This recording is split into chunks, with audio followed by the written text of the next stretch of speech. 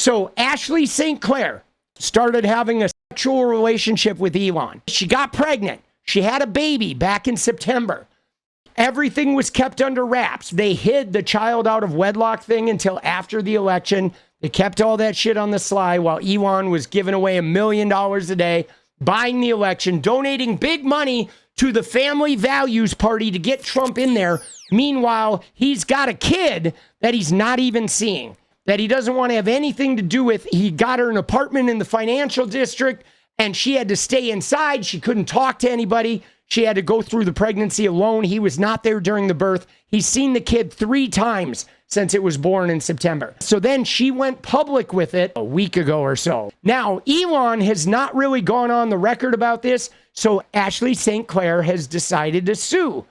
She filed a lawsuit alleging that Elon has had no involvement, he's hardly seen the kid, and she's requiring a paternity test that he takes so his name will be on the birth certificate, because he didn't want to put his name on the birth certificate. They kept his name off to avoid any chance of it coming out and ruining the chance of him getting Trump elected.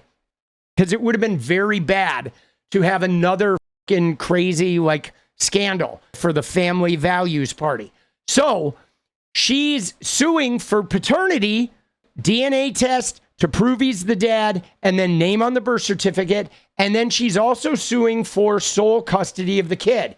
Now, as a part of this lawsuit, she is pulling out her messages from Signal and text messages. So we're getting some of the inside workings of this guy who he has a partner right now. He's with a woman with 2 kids. So he has the kids with Grimes. He has kids with, I can't remember the first woman's name. And then Siobhan, I think is her name, is the woman he's with right now, who works at Neuralink. Yeah, it's this woman he's with right now, Siobhan Zillis. There's their fucking kids. There's Elon's kids with Siobhan. They're currently together. And they had a 3rd child, which I guess isn't in the picture. Anyway, so dude, what is up with her fucking arm, bro? It's missing or some shit. Dude, that is some weird shit. I know it's just an optical illusion, but it looks really weird. One's down and one's oh shit. It's just freakish. It is kind of wild that the party of family values is praising him for bringing this child into the world, but he doesn't have anything to do with the kid. He has spent a total of 2 hours with that baby since it was born. He's spent no time. He could give a shit about that kid, and he's not going to be a dad. The kid's going to grow up fatherless. But anyway, so 𝗙lie𝗡𝗪𝗏 in the lawsuit, we're starting to see their private communications, and these messages really kind of remind us how fucking Looney Tunes Elon is. He is truly fucking crazy. So here's some of it. She sends him a picture, and he's like, "Hi, cutie." She says, "Hi, see you soon." And he says, "I want to knock you up again." Dude, I want to knock you up again. You know, I mean, so romantic, super bold on the internet. I want to knock you up again. But it's amazing, I guess, will just prostrate themselves for money. Then she says, "Hi, I feel like a lot broke down when Jarek got involved. He said a lot of pretty horrible things to me that he attributed to you, and I feel as though there was never a rift in our relationship before that. If you are in New York, or if you'd like me to come to DC, I really would appreciate being able to speak to you in person. I care about you deeply and feel as though third parties have put a major rift in our relationship that I truly wish was better for the sake of our son." And he says, "Okay." And then she says, "Alrighty then." And he says, "Well, we do have a legion of kids to make." So he's even though he's not involved with the kid at all, and he's not having a personal relationship, he's just talking about the kids they have to make. Dude, look at this shit. Can you believe the nerve of this gold digger she put about Zelensky? Wow, that is next level. Thank you, Ashley. So then this was around the time that she wanted to have his name on the birth certificate. But Elon was wiggling out of taking responsibility for being the dad. But what he was doing is he was using his newfound political situation is the reason why he couldn't put his name on the birth certificate. And he says, I get credible death threats every day. I'm number 2 after Trump for assassination. Wake up. This is not the time for sentiment at the expense of safety. If I make a mistake on security, the kid will never know his father. And she says that's why the father spot on his birth certificate is blank right now and why he has my last name. Elon says necessary for now. Only the paranoid survive. And she says, I understand. Apologies if Eva's text upset you. There's been incredible discretion used here, as will continue to be.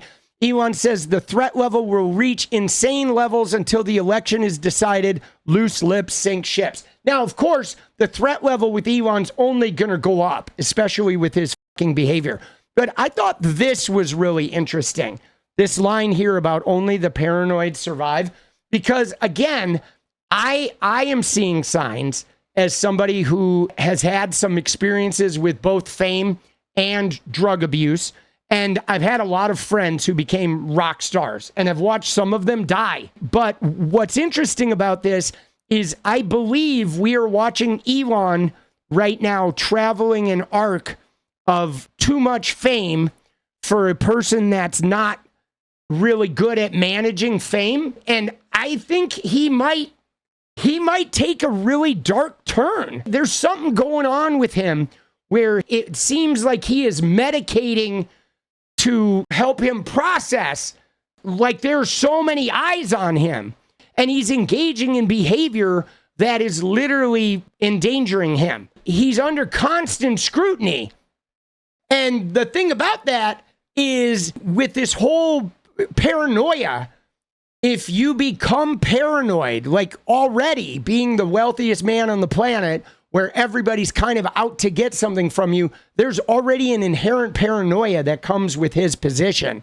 But adding to that, this whole governmental thing and the Doge, and who knows who he's beholden to in the international world with these Russian oligarchs or Saudi Arabia. If he really is a paranoid person, that shit is going to catch up with him. And then if he medicates the situation with substances, it is going to fucking explode in some way, shape, or form. Something very, very bad could happen to this guy of his own doing. I'm not even talking about an assassination attempt. I'm talking about him just like medicating himself to the point of, causing chaos. And yeah, dude, she is totally sort of like subjugating herself and her own needs, subjugating the kids' needs. She is, she's kissing the ring and bowing down and placating all the while. But now all this shit is coming out. The baby was born on September 17th. On the 21st of September, 4 days after the baby was born, he went to New York City, spent 2 hours with the baby and Claire. Then the next day, he spent an hour with the baby and Claire. So 3 hours over that 2 days, 4 days after the baby was born. Then he did not return until November 30th.